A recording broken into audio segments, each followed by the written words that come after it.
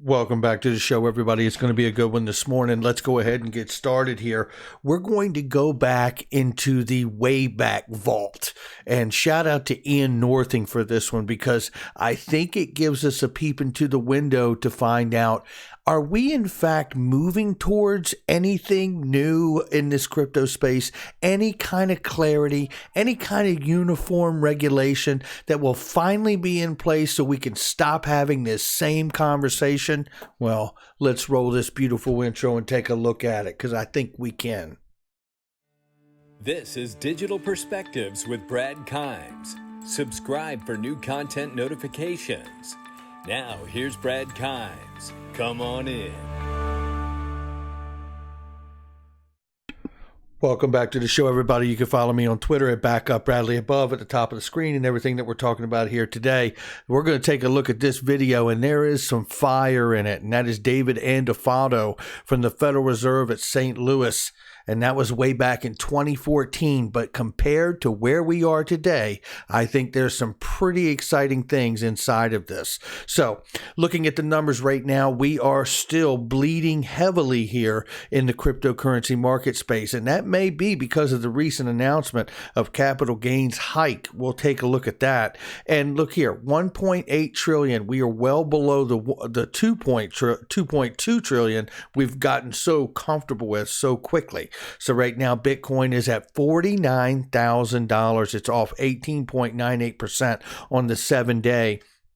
Ethereum sitting at $2,300 plus. It is off 7.6% on the 7-day. And now at the number 5 spot, courtesy of the dereliction of duty and intimidation tactics by the SEC, XRP is $1.08, and it is off by 34.66% on the 7-day. Let's look at the range really quickly right now. $1.08 where we are ranging between 103 and 110. That's where we're ranging right now. And according to the chart analyst, I must say, we are exactly where they said we would be. And apparently, any day now or in the next week or two, we could see this price action, according to them, kind of hover here, kind of float back and forth. And then watch out is what most of them are saying. We could be headed to a new all-time high this year, which would put us over $2. And that would be extremely, extremely exciting. We will keep an eye on it. Let's run through just a little bit of news here and get into what I want to talk about today. Financial institutions in Wales have deposited $2.37 billion worth of USD Tether to crypto exchanges to buy the dip. Come on in. Yeah, that's coming from XRP Crypto Wolf. We shout out to you, my friend. We appreciate you greatly. And this one comes from Bond Crypt XRP. It says, SEC Commissioner on banning Bitcoin. It's very difficult to ban peer-to-peer technology.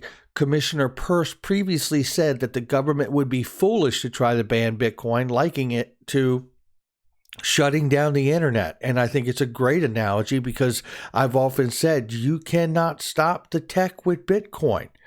The question we have, whether it's Bitcoin or Ethereum or XRP, which is currently being sued by the SEC, is can they regulate it out of existence? And we're going to take a look at some of that notion here in just 1 second.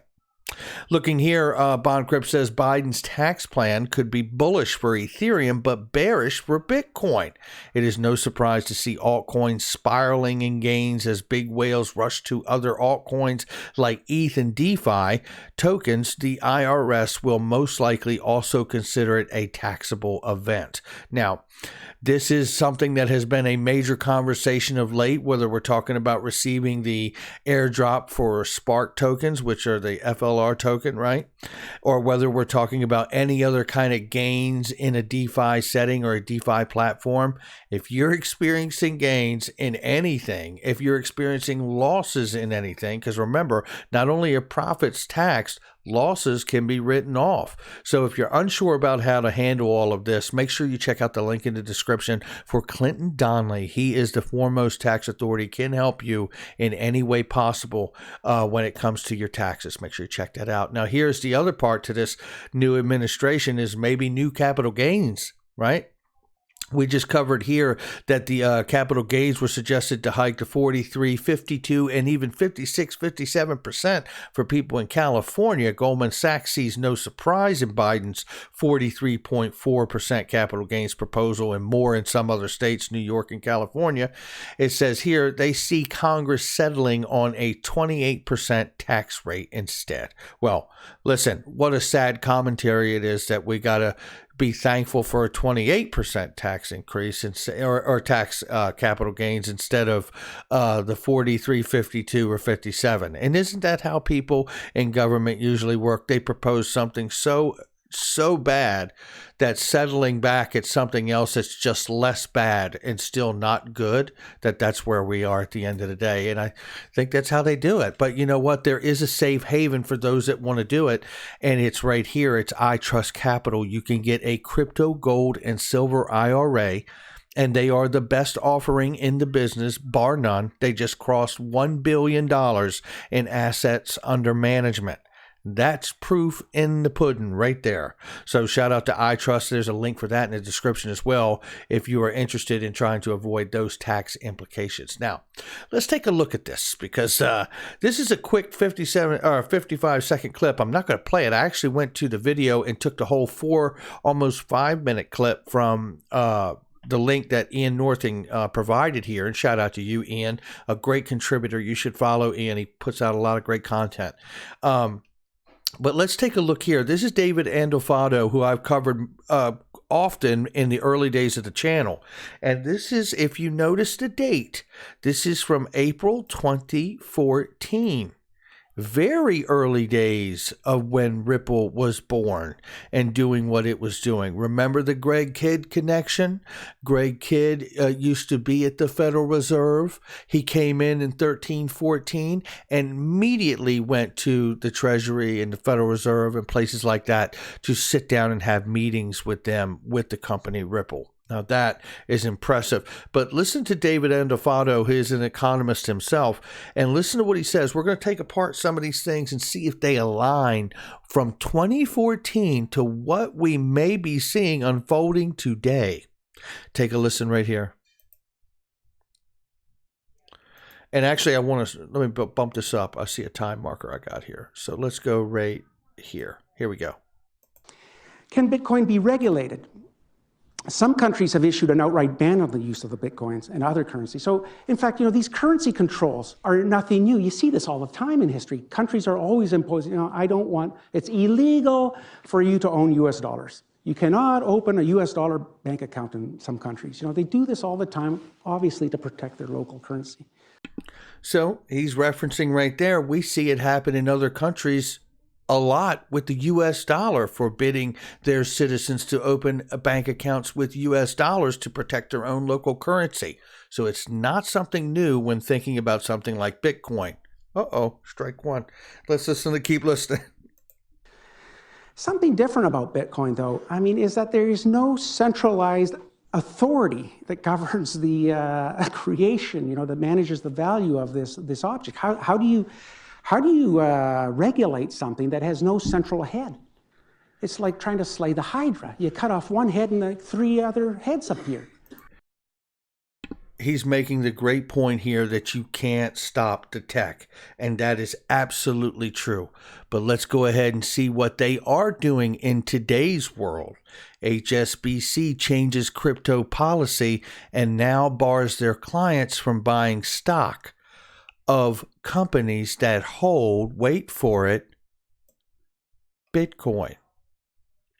Now, you can't slay the Hydra by cutting off its head, but you can certainly starve it to death, couldn't you? Let's go back here to the actual video and let's move forward now to 2 minutes. And by the way, this whole thing is very good. So I just want to give you the meat and the bones of it here. So here we go right here at this 9-minute mark. Listen to this. Compliance, if you choose to comply, and I'm sure everybody in this room will, compliance means an added record-keeping cost, right? And you're a merchant. And remember, if these other currencies start to circulate, you're going to have to, you can expect similar rulings. And now if you want to comply, And now not only do you have to manage the exchange rate risk, but now you're going to have to, and remember, the price volatility, you are going to experience capital gains and losses. You're going to have to keep track of them and report them. So yeah, this makes it more difficult, right? The effect of this and similar rulings serve to diminish the attractiveness of Bitcoins as currency. The effective rule on this is to serve to diminish the effectiveness on Bitcoins. And obviously that is when we saw them be treated as property as they currently are right now, right? So obviously you must report the resulting of capital gains or losses in order to be compliant.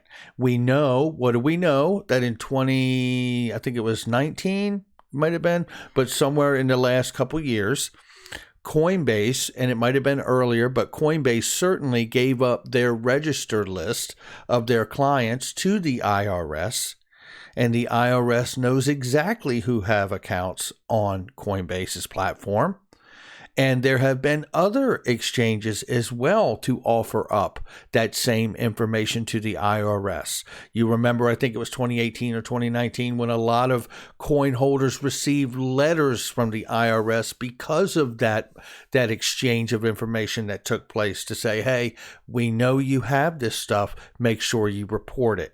So there that is. Now let's keep listening here because it's getting ready to pick up on the conversation of Ripple. Just know that this was in 2014 before they started using the terminology XRP to define the token and as a difference between the company Ripple itself. They are referring to the token as Ripple in this because they were called Ripples or Ripple before they changed the name to delineate the difference between the company and the token. So keep listening here.